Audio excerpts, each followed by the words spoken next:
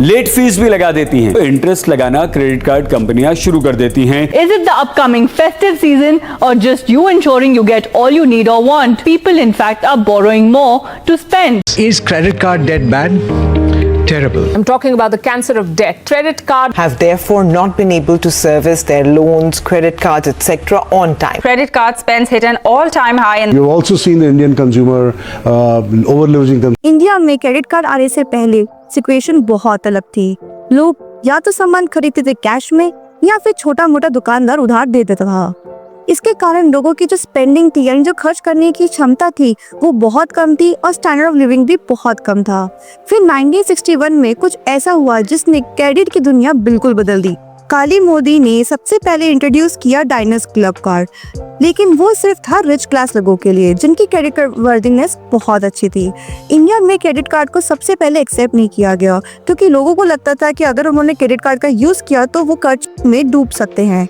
फिर central bank ने 1981 में फर्स्ट क्रेडिट कार्ड लॉन्च किया और उसके बाद आंध्र बैंक ने किया, लेकिन सेल्स में कोई भी सुधार नहीं आया और वो लॉस में जा रहे थे। फिर 1991 में इकोनॉमिक रिफॉर्म्स के बाद लोगों की क्रेडिट की रिक्वायरमेंट बढ़ती गई और बैंक ने बहुत सारी प्रमोशन स्कीम्स निकाली जैसे reward program, insurance, zero liability frauds और भी बहुत कुछ, जिससे क्रेडिट कार्ड का जो मार्केट है वो बूम पे चले गया और फिर इंडिया में हो गई क्रेडिट कार्ड की बारिश। दोस्तों, क्रेडिट कार्ड को लेने का मतलब ये नहीं होता कि आपके पास आज ही पैसा आ गया, बल्कि इसका मतलब ये है कि आप जो आने वाले टाइम में कमाने वाले हैं उसे आपने आज ही खर्च कर दिया है। क्रेडिट कार्ड वैसे खराब नहीं है, पर आपकी जो आदतें हैं वो उसको खराब बना सकती है, आपको कर्ज में डुबा सकती है। हेलो दोस्तों, मैं हूँ अर्शिता, आपकी trusted financial and retirement planning guide. इस वीडियो में हम बात करने वाले हैं क्रेडिट कार्ड्स का सही यूसेज क्या करें, ऐसी कौन सी गलतियां जो जनरली लोग करते हैं जिसके कारण वो क्रेडिट कार्ड के ट्रैप में फंस जाते हैं। चलिए शुरू करते हैं। Mistake 1, paying only minimum due. आप अपना फोन खोलते हैं और उसमें देखते हैं कि बैंक का मैसेज आया है 12,000 रुपए का टोटल बिल पेमेंट है, लेकिन साथ में लिखा होगा 800 रुपए का मिनिमम ड्यू पेमेंट। और जनरली लोग क्या करते हैं, अपना मिनिमम ड्यू पेमेंट पे कर देते हैं। मिनिमम ड्यू पेमेंट जनरली 5% होता है आपका टोटल बिल का। इससे आपको डिले फीस नहीं लगती, लेकिन लोगों को गलत फहमी है, इससे आपका इंटरेस्ट का मीटर चालू रहता है। जनरली क्रेडिट कार्ड में जो लोन लेते हैं अपन, उसका जो इंटरेस्ट है वो 32 से 42% तक का हो सकता है। यानी कि आपने जो लोन लिया है 12,000 का, वो आपको जब चुकाने जाओगे 5-6 महीने बाद तो 17-18 हजार से भी ऊपर हो सकता है। तो प्लीज सतर्क रहिए, टोटल पेमेंट करिए ना कि मिनिमम ड्यू पेमेंट।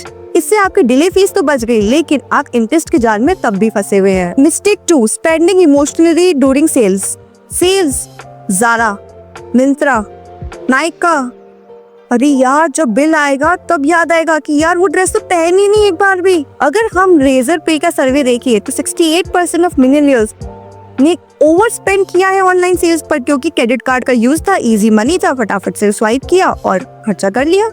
और उनमें से 3 में से 1 आदमी अभी भी रो रहा है कि अपनी परचेज के कारण, क्योंकि उसने बिना फालतू की चीज खरीद ली। Online festive spending hits all time high due to easy credit. Mistake 3, missing due dates. अगर आपने एक बार भी 1 महीने की क्रेडिट कार्ड का जो बिल आया था उसको पे नहीं किया, आपने डिफॉल्ट कर दिया, भूल गए, कोई भी कारण हुआ, उससे आपका सिबिल स्कोर धड़ाम से गिरता है। जनरली माना जाता है कि अगर आपने 1 महीने का अगर बिल पे नहीं किया तो वो 100 से 150 बेसिस पॉइंट तक गिर जाता है।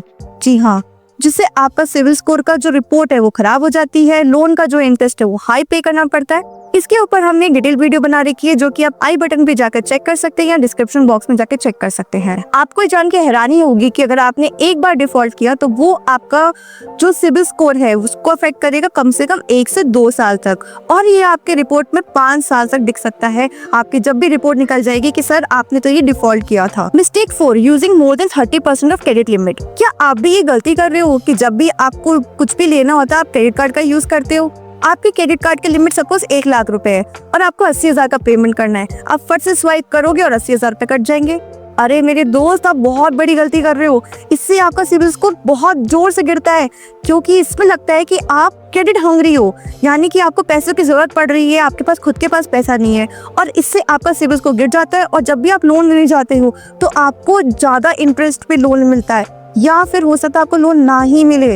अगर हम एक्सपर्ट्स की माने तो जनरली आपका जो क्रेडिट यूटिलाइजेशन होना चाहिए वो 20% होना चाहिए, मैक्सिमम 30%।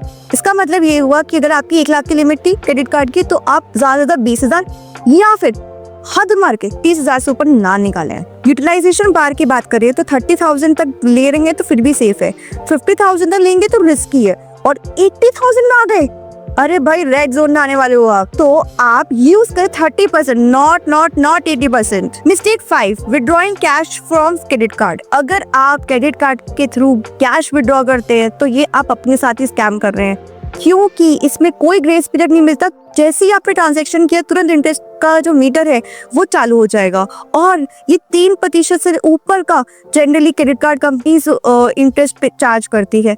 तो प्लीज प्लीज प्लीज ये गलती ना करें। अगर आपको लोन चाहिए तो यार किसी और फॉर्म में ले, क्रेडिट कार्ड से कैश विड्रॉ करने की गलती ना करें। तो हमने इस वीडियो में समझा कि कैसे आप अपना क्रेडिट कार्ड का सही यूटिलाइजेशन कर सकते हैं।